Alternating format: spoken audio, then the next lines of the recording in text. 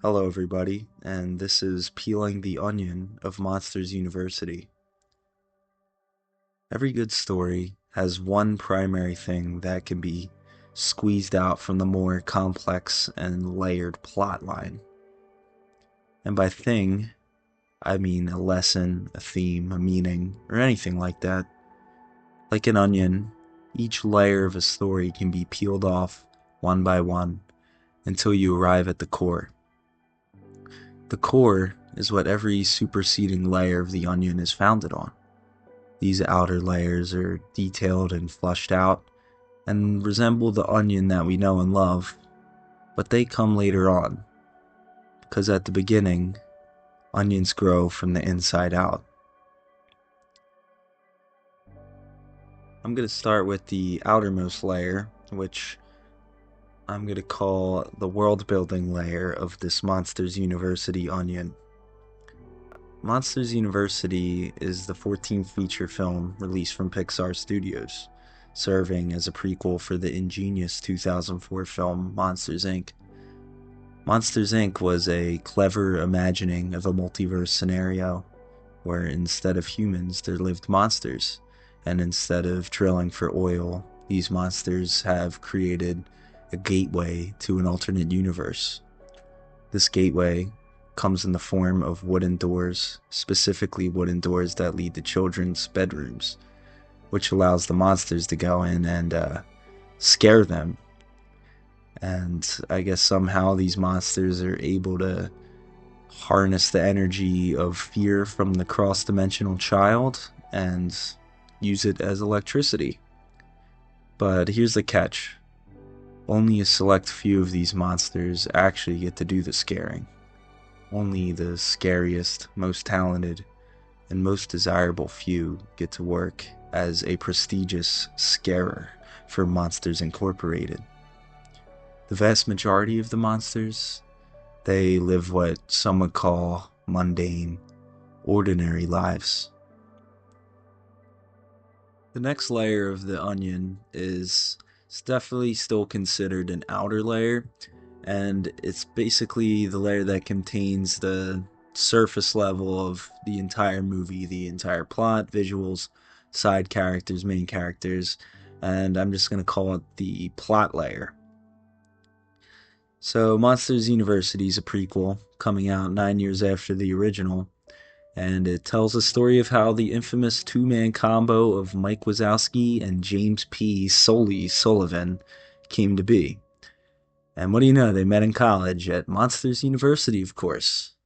Monsters University is a cozy and classic state college sort of campus, a place where the oddball child named Mike Wazowski dreamed of going so that he could join the scaring program and fulfill his lifelong dream of becoming a scarer. Mike meets Sully on the first day of class, and they are not friends. Mike has worked hard every day of his life to get to this point. He's small, goofy, and most importantly, just not scary. But Mike, he convinced himself that as long as he works harder than everyone, as long as he wants it more, his dreams will come true. Sully represents everything Mike is not. He comes from an accomplished family of scarers. The name Sullivan is a household name, and everything has just come easy for him. As the semester goes on, Mike spends all of his time studying. He's not making friends, but nonetheless, Monsters University has stayed true to his childhood fantasies. He's working hard, but enjoying it. Sully's freshman semester is a little bit different. He's in the top fraternity, partying every day, just barely squeaking by his classes, getting C minuses and whatnot. Mike is, of course, acing all of his tests. So, when the semester ends, both Mike and Sully do fail out of scaring school for different reasons. Sully fails because he was ill prepared, and Mike fails because he's not scary. The next semester is bleak. Both Mike and Sully are suffering with the prospect of an average life. Boring, mundane, ordinary. That is until we find out about the scare games. The Scare Games are a series of competitions between fraternities and sororities at Monsters U, where each round one house gets eliminated until only one remains, and the remaining fraternity is crowned as winner of the Scare Games. This captures Mike's attention because the winning team gets admitted into the Scare School program, and this news rekindles the flame that is Mike Wazowski's dream of becoming a scarer, one that he won't let go. The only fraternity that Mike is able to join, though, is the lowly ranks of the Uzma Kappas, a group of not-so-scary rejects living at one of the members' mom's house. Unfortunately, Mike is one member short for the Scare Games, leaving him no choice but to bring in Sully, who also wants nothing more than a second chance to get back into the Scare program. So that's our main plot. It's Mike and Sully leading this group of Uzma Kappa misfits and trying to get back into Scare School. So after a series of competitions, Uzma Kappa scrapes by into the final round of the Scare Games. The last event is a scaring simulator competition. Even though Mike and Sully have really come together and rallied this team of rejects, Sully is worried about the final competition. He knows Mike is still not scary. He's a great leader, has an admirable work ethic, but he's just not scary. During the competition, Sully ends up tampering with the simulator, so that when it's Mike's turn to go, we'll get a perfect score regardless of how scary he actually is. Uzma Kappa, of course, ends up winning on account of Sully cheating, but Mike finds out pretty quickly. Feeling betrayed, Mike storms off and decides to wander into one of the real doors that real scarers use. He needs to prove to everyone that he is scary. So, he tries to scare a real-life child, and he fails. The kid laughs at him, thinks he's cute. His situation becomes dire when he notices this was a test door, and he's not just in one kid's room, but in a camp cabin full of children that are now waking up. So he runs off.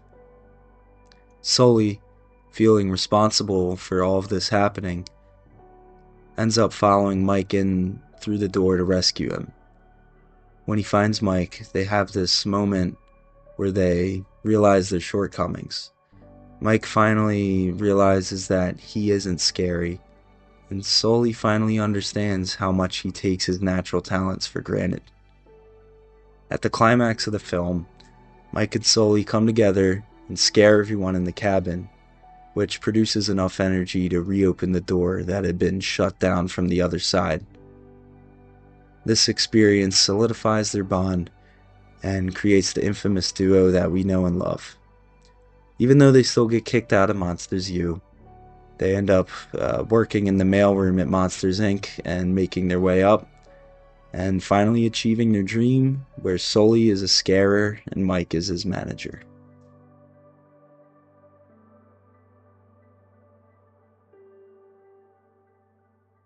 This next layer, the character layer, is one of the innermost layers of the onion because now we're looking at how the plot has affected these characters, but it is still not the core.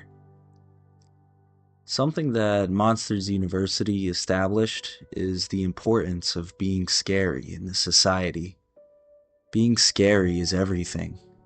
It's like being attractive, smart, and talented all rolled into one.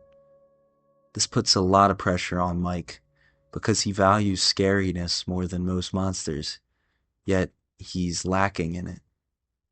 Because what kind of monster isn't scary? What's the purpose for a monster that isn't scary? That's what Mike Wazowski asked himself. Even though he wasn't scary, he refused to face the fact. He didn't want to be one of the rejects. He wanted to be a scarer, and wouldn't take no for an answer. Scarers, they're the scariest monsters out there, and scariness is the most important metric of value in a monster society. And since scarers are literally doing the most important job, that is supplying the world with electricity, they're pretty much superheroes. They even mention in this movie that people collect trading cards for scares like they're pro athletes or rock stars or supermodels. Everything about them screams admiration. They're the best people, and they're doing the most important job. So can you really blame Mike for valuing scariness so much? Imagine we lived in a society where there was one thing that was seemingly more important than anything else, where everyone else was just a supporting role to those who were the scariest. Unfortunately, Mike wasn't just not scary, he was the least scary. What a hard burden that is to carry. The thing he loves most and wants to do most, he's the worst at. He has to work 10 times harder than everyone else just to get the same starting point. How frustrating would it be for him to see someone like Sully, who just slacks off, but is still incomparably scarier than you? Mike only begins to fulfill himself when he realizes that there are other metrics that monsters admire, not just scariness. Things that he's good at. Things like intelligence, leadership, work ethic. These are all things that Mike does have, that he does excel in, and that he can use to be successful. I think that Mike finally realizes this when someone like Sully, who is scary, admires him for these traits. Since Mike values scary monsters more than anything, he values the opinions of scary monsters too. When he saw that someone of high societal value was admiring his traits, it changed his opinion about himself. Sully, on the other hand, he's meant to be one of the greats. It's in his family name. He is scary. He is everything that Mike wants to be, but he fails to put in the work that would give him the life that he's supposed to have. It's funny enough, we don't see Sully start to succeed until he sees Mike as a role model. He actually starts to compete with Mike's work ethic. They're pushing each other to do better. The very traits that Mike thought were useless and undesirable were the exact things that Sully was missing, that Sully admired about him. Sully didn't find his path until he started acting more like Mike. That's why they're such a good team. They fill in each other's shortcomings.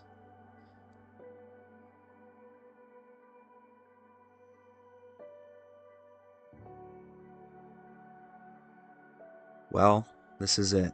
We've arrived at the core of Monsters University. Like I said, every good story at its core is about one thing.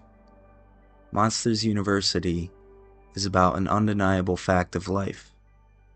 You are who you are, and that's okay. Yes, you can improve at something, even something you're really bad at. But just hard work and wanting it more than anyone else, that's not going to get you to the top.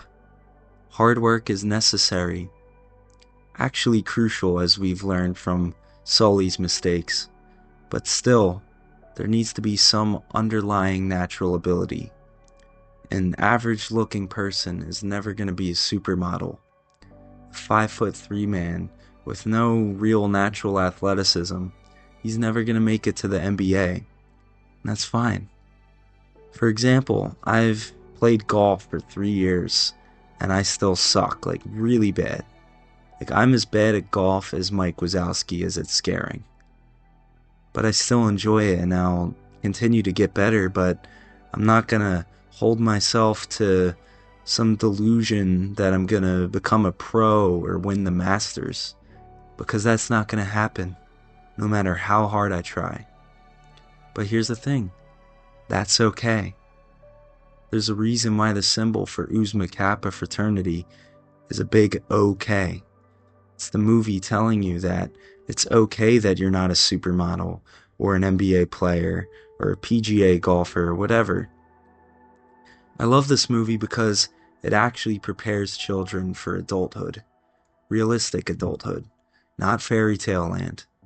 I'm still in my early to mid 20s, but a lot of these last few years have been me realizing that I'm not going to be the best at everything, and that my fantasies of what I was going to be and accomplish when I grow up might not be that realistic, and that's okay. I'm sick of so many movies telling everyone that no matter what, you can be the best if you really put your heart into it. Like, no, that's not always the case.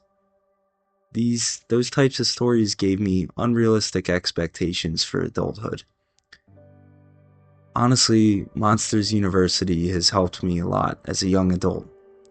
Mike Wazowski taught me that chasing a life you were never meant to live is just a waste of time, and that you're never going to make any real progress if you're following James P. Sullivan's path, when in reality, you should be following your own.